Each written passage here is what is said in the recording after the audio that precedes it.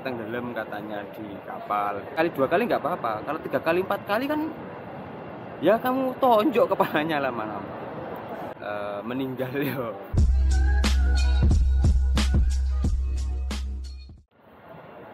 Hello guys, welcome back to my Basic Crazy. Oke, aku masih di Shibuya. Jadi kali ini aku mau ngomong dikit soal pemagangan di sini lah. Ya soal pemagangan, kayak sharing pengalaman aku lagi gitu. Tapi kadang lupa ya. Aku tuh udah ngedraft kecil-kecilan ya. Kayak nulis benang merahnya di kan beberapa waktu lalu ada yang meninggal mengakhiri hidup, meninggal bunuh diri akhir Agustus. Terus nggak lama kemudian ada lagi yang kecelakaan, ketabrak mobil gitu, mau berangkat kerja, ada di gitu. Terus ada lagi yang belum lama ini kelelep tenggelam katanya di kapal. Nah ya sebenarnya ya sebelumnya tanpa mengurangi rasa hormat, saya turut berbela sungkawa atas meninggalnya saudara-saudara ini. Semoga diterima dan ditempatkan di tempat yang terbaik oleh Yang Maha Kuasa, dan keluarga-keluarga yang ditinggalkan diberi ketabahan. Selepas dari itu ya memang ya gimana ya, soal kalau kerja di sini tuh nggak melulu enak gitu, nggak melulu yang sebuah ya mungkin kalau kalian lihat entah konten lah, entah gimana kan media gampang sekarang, entah di TikTok, entah di YouTube, atau bahkan ada yang udah nyampe TV juga kan. Cari saja sendiri kalau nggak tahu. Di sini tuh nggak semata-mata kayak gitu, enggak. Kalian tuh kesini kerja statusnya ya. Kalau kayak aku kan jelas statusnya kerja di sini. Jadi butuh banyak persiapan dan memang beda. Finally kayak di sini tuh beda. Ya. Mungkin kalau kalian gini, ada hal yang kadang orang itu nggak sadar, menurutku ya, ketika orang itu udah bisa posting di sosmed, posting di YouTube atau dan lainnya sebagainya, itu mereka tuh udah orang-orang yang udah survive, udah bisa menjalani hal-hal yang menurut mereka tidak nyaman, atau halangan-halangan di situ mereka udah bisa melewati. Karena ada orang-orang banyak belum bisa menghadapi halangan-halangan itu, dan mereka nggak bisa, kayak intinya kayak entah posting, entah nge-share atau apapun itu, karena mereka belum bisa menghadapi itu gitu. Orang-orang yang udah bisa posting, nge-share dan sebagainya itu orang-orang yang udah bisa menghadapi halangan-halangan yang ada di sini sebagai pekerja, sebagai pemagang di sini gitu loh. Menurutku kemungkinan kecil deh orang-orang yang di sini memang under pressure, entah dalam tekanan, entah tekanannya itu apa aja kan nggak tahu kita ya. Itu bisa seperti itu tuh kecil menurutku. Gimana ya? Aku kadang agak nggak takut ngomong gitu. Cuman ya seperti itu.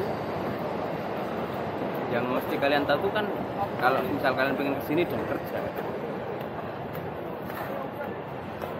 banyak lah yang mesti diberi. Sebenarnya nggak banyak sih, cuman kalau menurutku sih cuman mental sama bahasa yang bagus, mental bagus, bahasa bagus, sudah kalian punya 2 hal itu pasti bisa melewati segalanya di sini, karena semuanya udah beda kan, kayak bahasa, budaya, semuanya beda. Kalau di sini menurutku kalau soal mental dan bahasa, kalian pergi kerja ke luar negeri kemanapun itu 2 itu harus ada tuh. Bahasa dan mental itu harus ada. Dan kalau nggak ada ya, kalau kalian mentalnya lemah ya kalian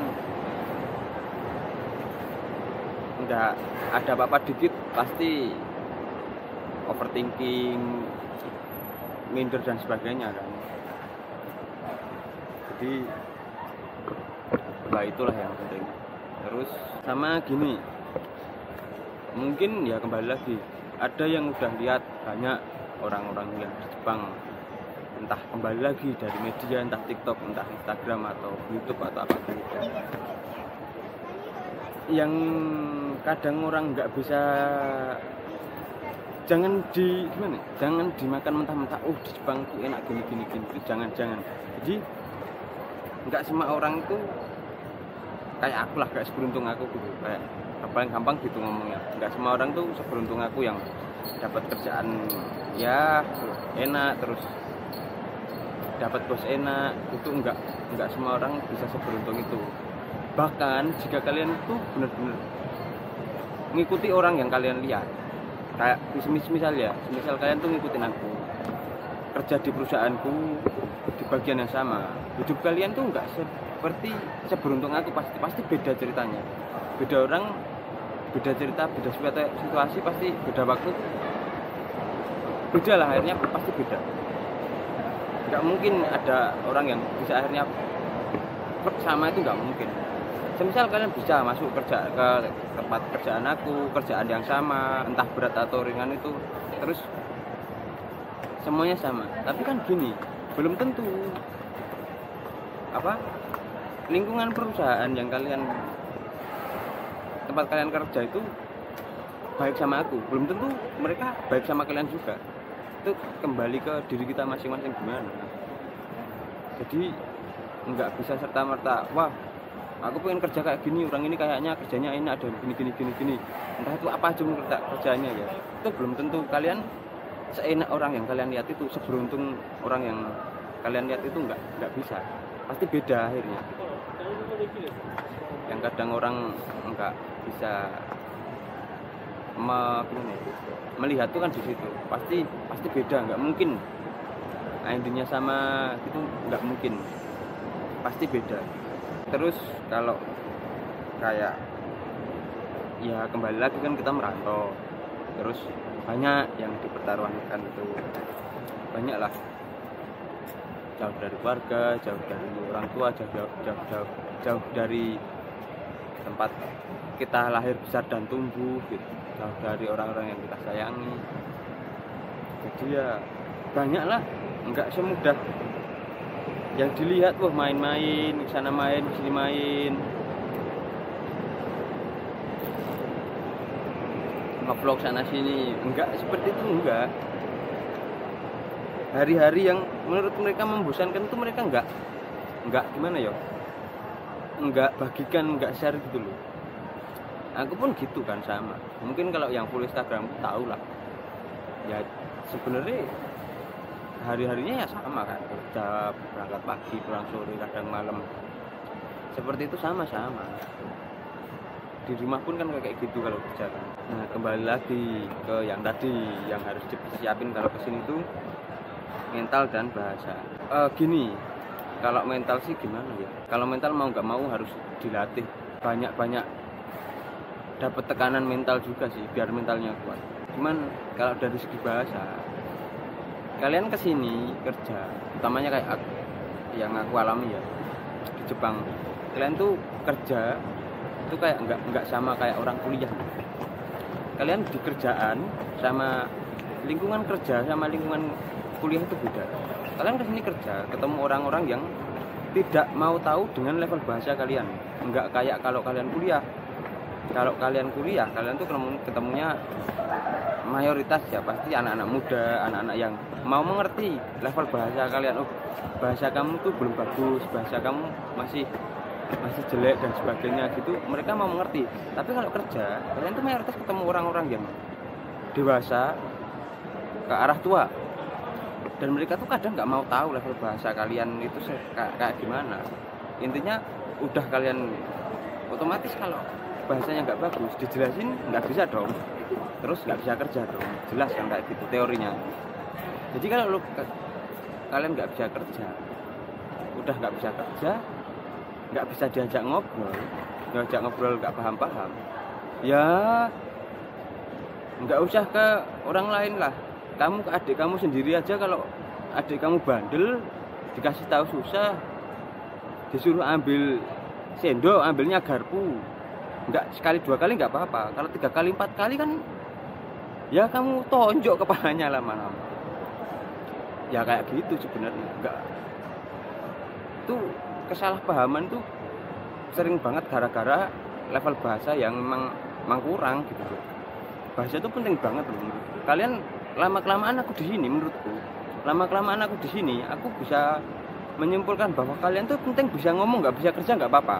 Jangan selamanya nggak bisa kerja, tapi ya kalian bisa menjelaskan kenapa sih kamu nggak bisa kerja, apa sih kendala kamu nggak bisa kerja. Kamu bisa menjelaskan secara masuk akal dan logis sesuai kenyataan gitu. Itu pasti nggak berujung ke salah pahaman dan terjadi hal-hal yang tidak diinginkan, nggak bakal terjadi gitu. Nggak apa-apa banyak omong, nggak apa-apa, yang penting omongannya itu masuk akal, ada sesuai kenyataan gitu. Tertolonglah seenggaknya kamu nggak bisa kerjanya dengan kamu bisa komunikasi gitu. Nggak cuma dibakar-bakain, dimarahin tiap hari, enggak. Terus dari kasus yang Agustus kemarin ya, yang mengakhiri hidup itu, karena untuk di beberapa situasi saya pernah pikir gitu juga, pernah mikir kayak udahlah hidup gak ada artinya gitu, apalah udah hidup segan mati gak mau, hidup segan mati mikir-mikir ya, bukan gak mau itu kan. Jadi gini, kalau pandanganku ya, menurutku kalian kemana aja, ngapain aja tuh diusahain dari kemauan diri kalian sendiri,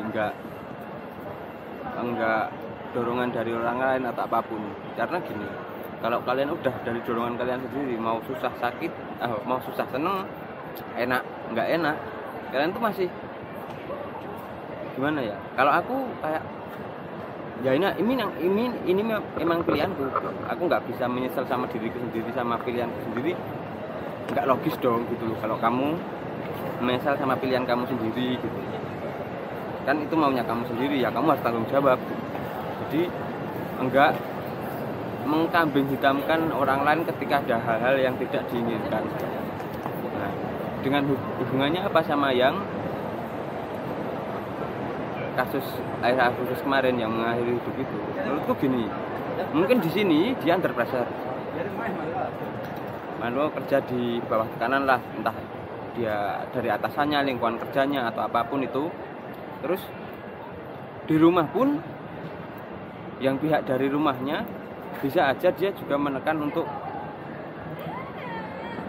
tetap bertahan dan sebagainya gitu, atau malah udah intinya gampangannya gini, ibaratnya tuh keluarganya nyuruh dia pergi ke Jepang, dan akhirnya dia tuh ternyata nggak tahan di sini, kerjaan di sini ternyata nggak seperti apa yang dia harapkan sebelumnya.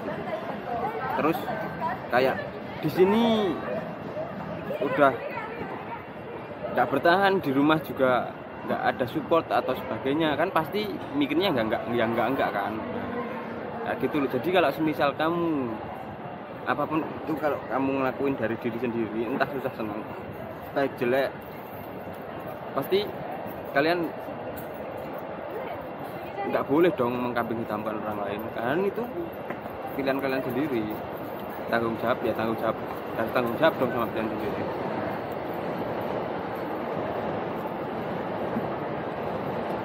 Lagian kan gini, semua omongan orang, termasuk kayak omonganku gini tuh cuma sebagai referensi buat bahan pertimbangan kan, enggak menuntut kamu harus seperti ini, enggak.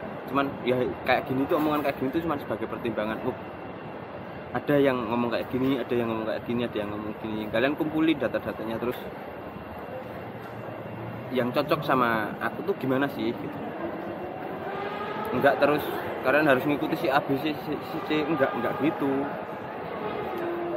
Sebagai buat bahan pertimbangan aja, biar seenggaknya ada referensi di bagian ini, ada referensi lagi di bagian ini, ada referensi lagi. gitu. Terus kalau semisal ya emang kan lagian sekarang udah gampang kan, turis aja udah gampang masuk, udah bebas mulai Oktober ini kayaknya udah longgar banget soal orang masuk Jepang, entah itu pemagang atau turis udah bebas gitu. Lebih longgar, bukan bebas, lebih longgar daripada kemarin gara-gara corona. Yang pasti ya semisal kalian ke penyalur entah itu apapun itu, sebisa mungkin detail dan nyari seenggaknya setiap langkah itu ada yang bisa dipertanggungjawabkan gitu. Apalagi yang berurusan dengan uang, jadi nggak gampang ketipu atau ya intinya nggak gampang ketipu lah. Kalau urusan soal uang itu kan gini ya, kalau mayoritas orang yang ingin ke Jepang kerja itu kan mayoritas ya setauku pasti karena ya memang ekonominya menengah ke bawah. Bukan kalian tuh orang kaya, ada yang orang kaya yang pengen kerja kesini ada, bahkan lewat jalur magang ada, cuman dikit. Rata-rata kan pasti orang yang menengah ke bawah kan, dan uang buat proses kesini kan emang nggak kecil. Jadi ya ngelepas uang tuh hati-hati aja, nggak asal-asalan ngelepas uang.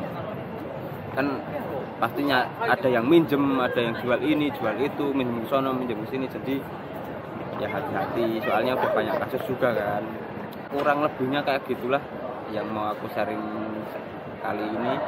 Semisal ada apa-apa atau ada yang mau ditanyain, langsung aja ke DM ke Instagram aku kasih link di bawah videonya. Soalnya kalau aku di YouTube aku tuh slow respon pasti.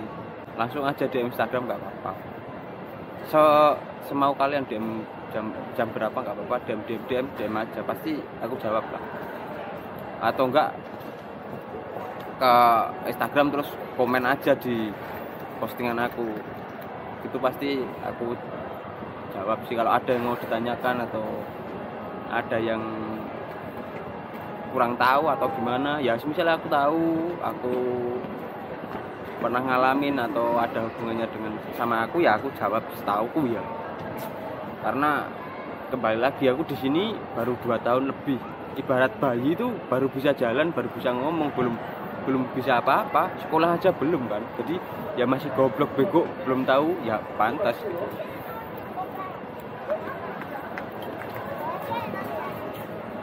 Gitu. Intinya kalau dimanapun kalian kerja itu pasti susah, apalagi ikut orang. Kalau pengen nyantai ya bikin usaha sendiri, tapi ya tahu sendiri usaha itu enggak semudah membalikkan telapak tangan kan, enggak ujuk yang tiba-tiba wah bisa banyak untung dan sebagainya gitu. Ya kayaknya nyampe sini dulu ya, video kali ini. Kalau ada apa-apa ya itu ke Instagram aku aja, entah komen di postingan aku, entah DM. Kayaknya udah ya nyampe sini dulu. Jangan lupa di share, di like, di komen, di subscribe, di share ke teman-teman kalian yang kalau ada pikiran pengen kerja utamanya ke Jepang, ke luar negeri, utamanya ke Jepang. Seenggaknya biar mereka punya referensi lah. Kan semakin banyak referensi itu semakin enak, kalian punya data, kalian bisa mempertimbangkan banyak hal gitu.